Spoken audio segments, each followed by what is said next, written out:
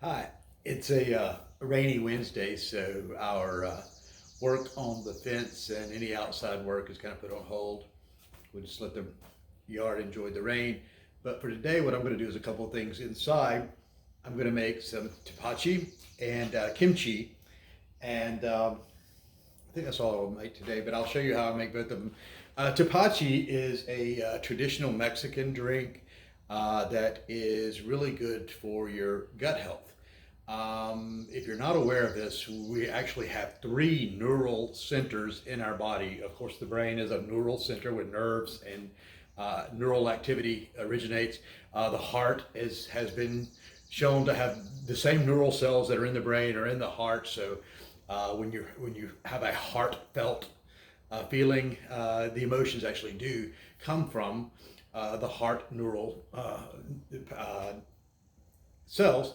And then the third, which we're just recently discovering, or rediscovering, I guess I should say, is the gut biome. The gut has a neural center of its own. So there's a nerve center, it's a brain type. And Tepache is one of those drinks that helps as all fermented drinks do, to help put that gut biome back in place. So I'm going to be making some Tepache today. I'll pick this up and I'll show you. Let me see if I can adjust this here, and I'll show you what I've got here. Let me turn it around. It'll be here. Okay, so of course I've got pineapple, and I cut my pineapple and I cored it. I'll puree the pineapple up. The thing with Tepache is that you can actually use the peeling, the rind of the pineapple. And then I have here some grated ginger, and then some local honey that I'll put some distilled water in and dissolve that. I'll heat the water up a little bit so the honey will dissolve really well. And I'll put that in here, and we'll fill this up and let it sit for about 4 days while it ferments. Now, a couple of things that I'm about as well here while I'm mentioning this is honey. Honey. Make sure that you know who you're getting your honey from.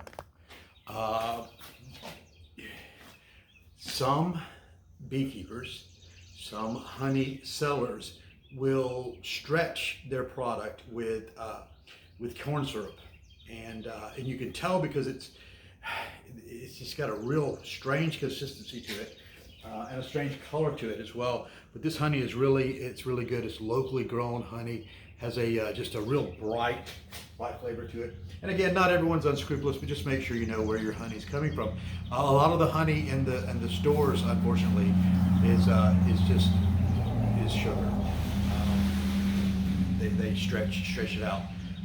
But it's important that you use organic or locally grown honey because of the gut health its The other thing that I've had real success with is my pineapples. I've been saving my tops.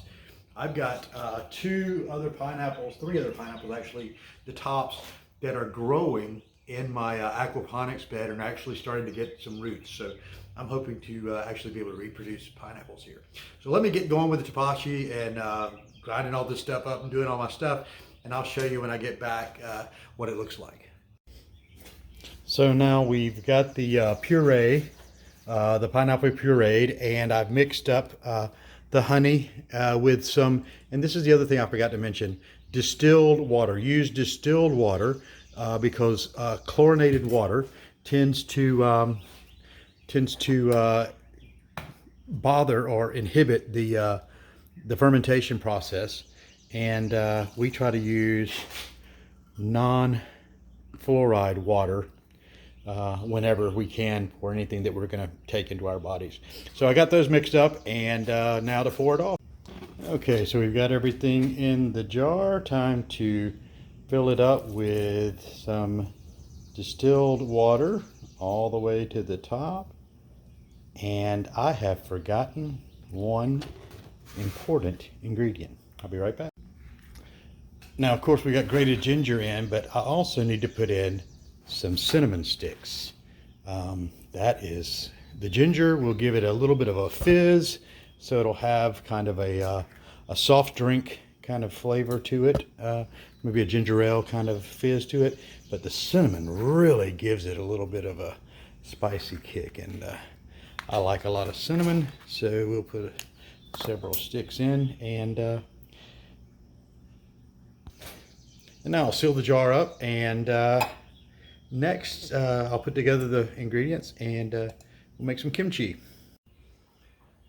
Okay, we're back, and I've got together the ingredients for the kimchi. Let me turn this around. We have, of course, the cabbage. I've cut sliced carrots and also sliced strips of jalapeno peppers that'll go in there. I've got radishes, ginger, and some people use fish sauce. I'm using clam juice for umami, and of course the distilled water and my easy fermenters. I'll go ahead and slice this cabbage up and put it in the box. But as I was out here, I was just thinking about how permaculture has changed even our mentality here. Let me pull closer here. This is a package of napkins. We've had this package of napkins now for probably 8 months, and we used to go through napkins like that quite often until we realized, let's just use cloth napkins and wash them and save a few trees. So again, just little shifts are what sustainable permaculture is all about. Let me finish up my kimchi, and I'll show you how it looks. Okay, so the kimchi is bottled and ready to be put into the laundry room. I'll suck the air out first, but vacuum seal it. But if you notice, there's different jars. I made the rookie mistake of not checking to see if the jar top would fit, if my fermenters would fit on those jar tops, and the jar lid tops are smaller in circumference, so they didn't fit. So I had to transfer everything into the larger regular mason jars. But now I'm going to pump it off and put it away, and in a week or so we should have some fresh kimchi ready to go. So as I'm doing with all of my cuttings, I make a little mixture. I have river rock on the bottom just to hold the thing in place, the pot in place. Then some claytronic balls on top of that, a little perlite and cocoa core mix. And then with the pineapples, if you'll just take and kind of pull away anything that's loose here. There's nothing loose on this one, so it's pretty fresh, or getting ready to go, I guess. And then a little bit of rooting powder. Let's see, I'm just going to dip my finger in and dip some rooting powder all around here, and that should be good. And then I'll take old girl and just plop her right down in here, and then we'll go over here to the water and put her in the system. Got my hands full now, but I'll slide her in place, and I'll transfer in with another. It's getting a little water, and let me turn this around now, and here we go. This is the new plant I just put in. She's loose, as you can see. This plant here has got a little bit of a tug on it, and this girl here, oh, not much of a tug on her. Not much of a tug on her. This one's the one rooting a little bit. So we'll see how they go. And then my other cuttings here. So this is the other part of permaculture.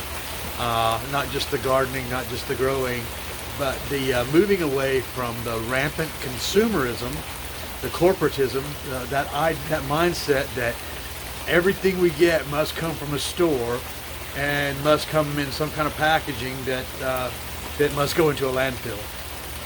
We've got to really change how we think. I like how someone put it. We've got to grow up. It's time for us to grow up and get wise. Anyway, I hope you've enjoyed this. Try it. Make some tepache. I'll let you know how it goes. It should be ready in about 4 days. the kimchi about a week, but I've still got some kimchi from my last batch that I'm still eating. But anyway, I'll get this one in the can and on the channel. Remember to like us. Remember to subscribe. Remember to check out our information, Buckwheat Farms, Magic Emporium and Ballroom, on our vocal page. The links with the video tells you what we're all about. And check out the video on the mentorship program. We're looking to show some 3 families, in 3 households in the Middle Georgia area how they can become food independent, how they can grow and provide all of their food needs, or the majority of their food needs, no matter where they live. Namaste.